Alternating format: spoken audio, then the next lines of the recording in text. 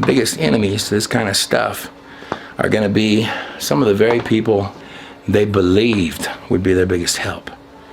I would be willing to guess that some of the hardcore boys on the streets are even going to turn against this kind of crap being funded against the United States.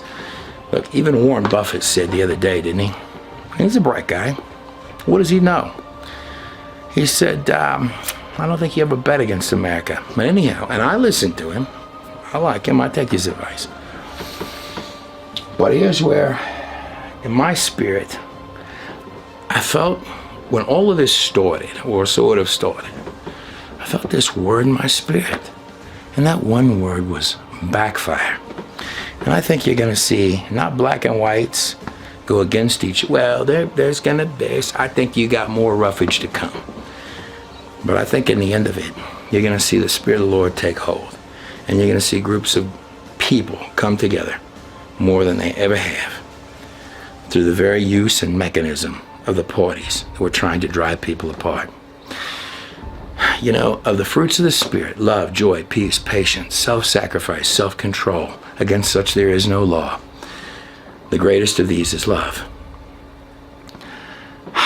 The joy of the Lord is our strength. Right in the midst of this, and whatever else little trickeries to come. Little trickeries, violent kind of trickeries, aren't they? On the other side of it, guys, I tell you what, the Lord has such blessing. You just begin to see right through the fire. And even, man, I just pray over this country. There are good days ahead. And good days for some are the torture for others. It's just a fact, Jack.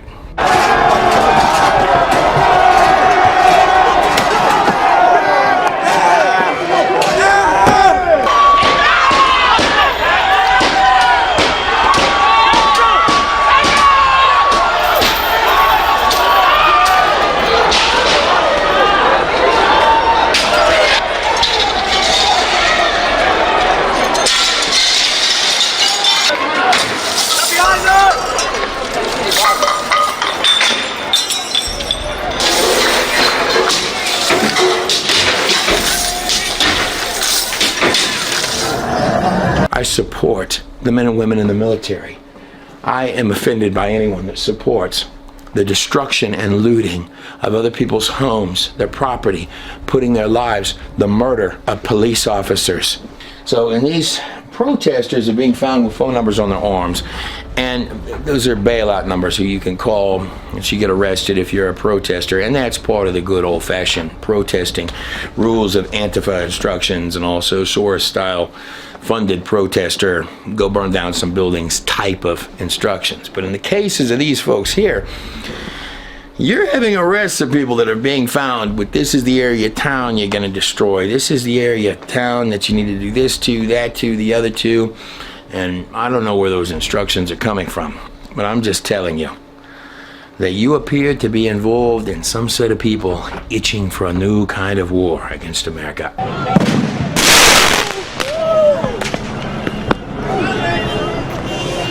Another one. Hey, forward! I'm going to be scarce with prophecy in this thing. I feel like I'm supposed to. I'll go into that in a second. But I want you to I would take this very, very seriously. I think it's right on the docket. A nation itching for a new kind of war with America. This nation will come suddenly, but not in the time of Obama, in the time of the new one, my David. I would take that part of it very seriously. And let me state to all parties listening to the next thing, just for my own reasons, I want to be clear about this. In 2020, I would like to release my Exodus and my Nimrod. And I'm going to steer away for a while, except on my own site, of talking about prophetics. I think I'm supposed to clean my hands of it for just a little bit. Take my own time out to work on the ancient past, which is really where my passion is anyway. I'm going to play these clips. I only have a couple of them in this video. I highly recommend that you pay close attention to them. And then there is a nation, he showed me and took me, itching for a new kind of war with America. will shout, impeach, impeach, they say, but nay.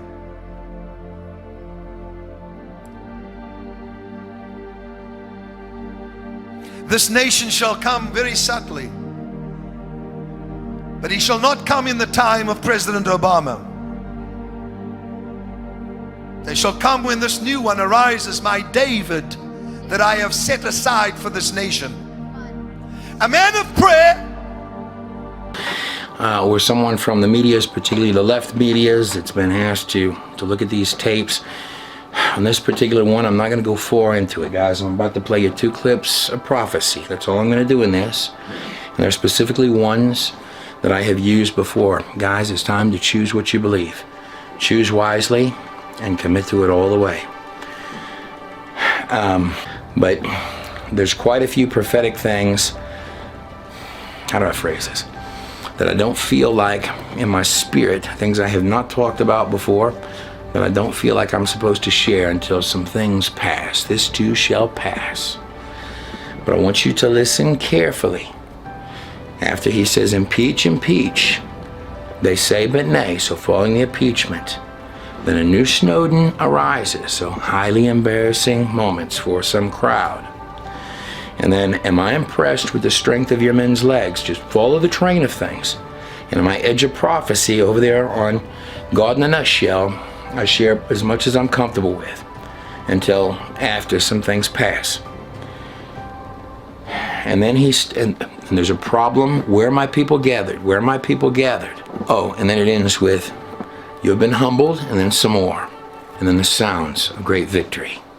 Your sounds. The American people, those who believe in the Lord, sounds of great victory. Here's the clips. But God says, I have set him aside.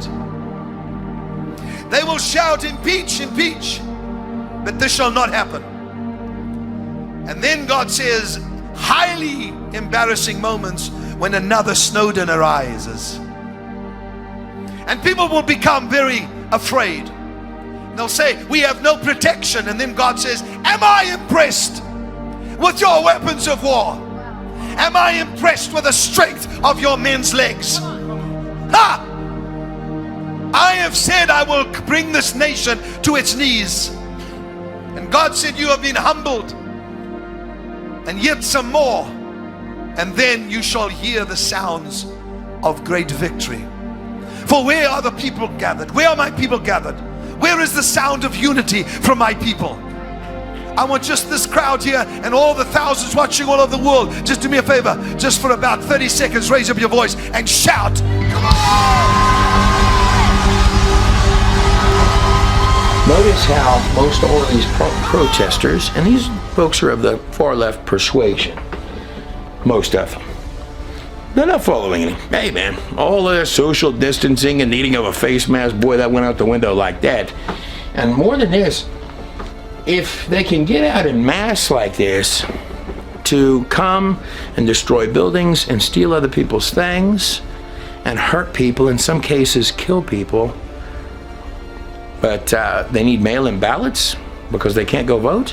Twitter classifies the term illegal alien as hate speech, illegal alien, and viciously. You look at what China, I mean, just article after article. Here's one, this is the arbiter. This guy is the arbiter of what's supposed to go on Twitter.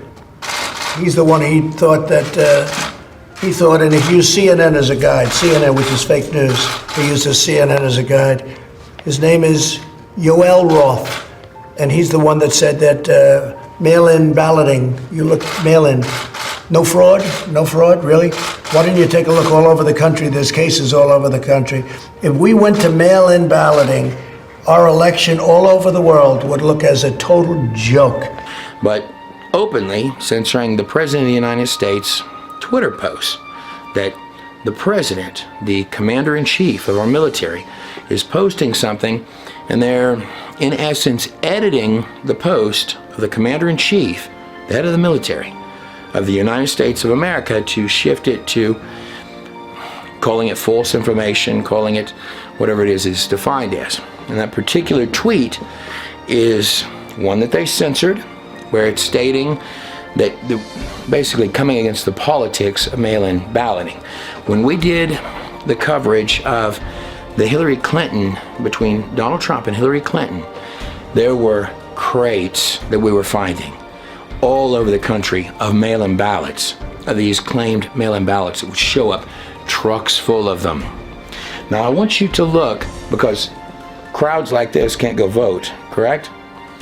And also crowds like this, I mean, it would be false information to even suggest that people that will do this won't commit fraud on the ballots, right? Well, let me ask you a question.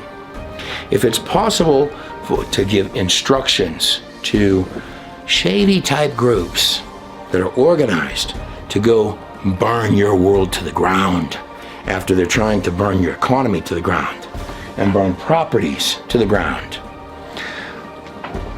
if there are parties that are that intensely desperate and shaken, somewhere behind the scenes, willing to go to these lengths, let me ask Republican and Democrat, every race, creed, and color that exists here in the United States, what would have happened to your world had Hillary won? Let me just pose that question to you.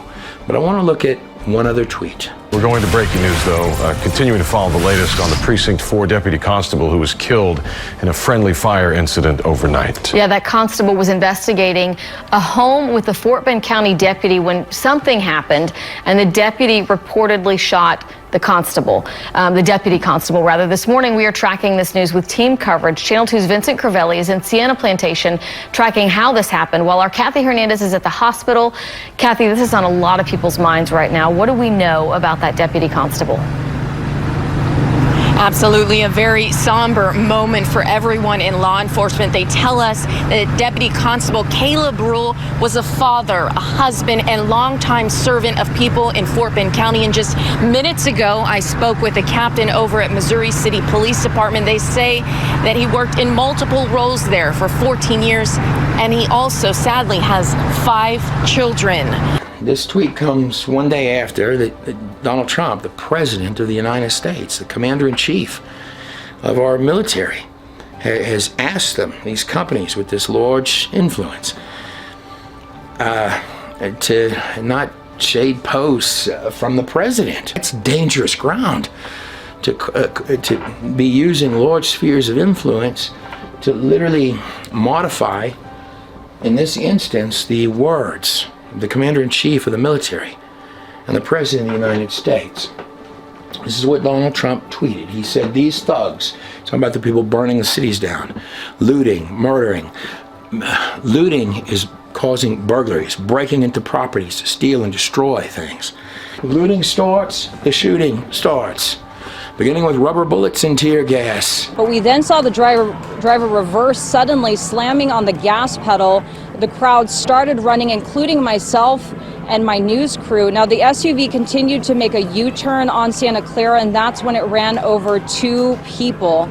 Sheriff's deputies, San Jose police officers who were holding the line, they quickly ran to the victims, rendered aid. That mob mentality just took over, and they actually, a lot of protesters started breaking down the windows and the front glass doors, and then they started going inside to basically grab all the merchandise and products and started running out.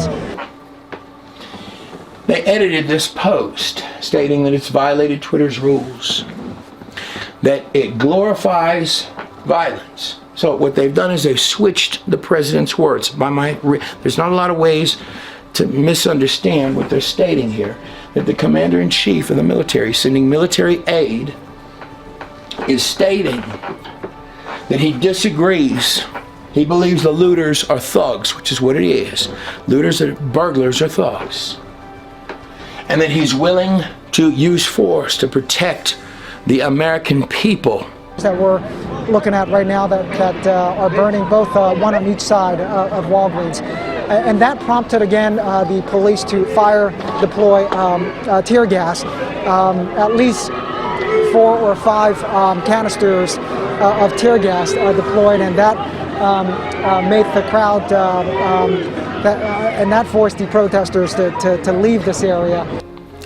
And the only way that I would be able to read this is that the looters are being presented with that giant sphere of influence of a social media company like Twitter. Okay, so if I were a looter or a burglar or a thug or somebody breaking into a house or a property, or I'm coming in to steal some stuff because there's a rampage going on in the country, and the President of the United States is saying that there are groups of thugs doing this, right?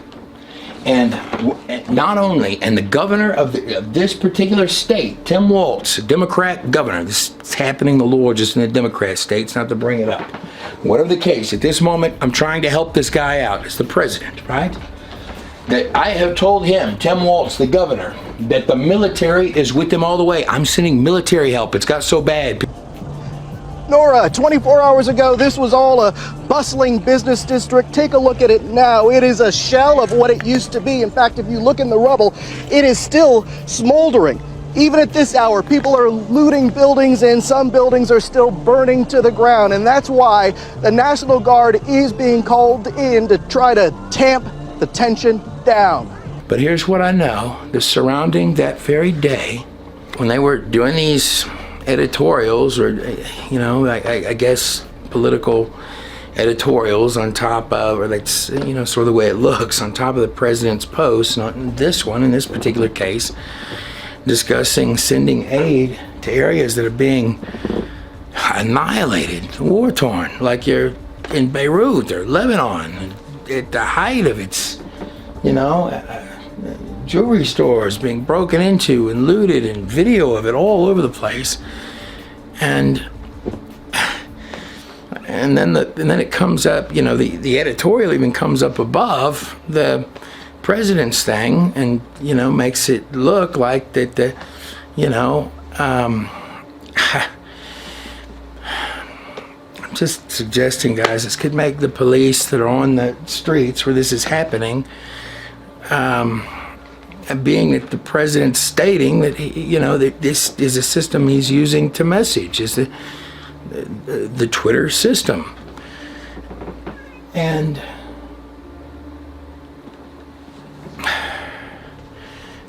that could make those officers that are standing out there being confronted right there in nearly every shot you see feel a lot more nervous about what support they have.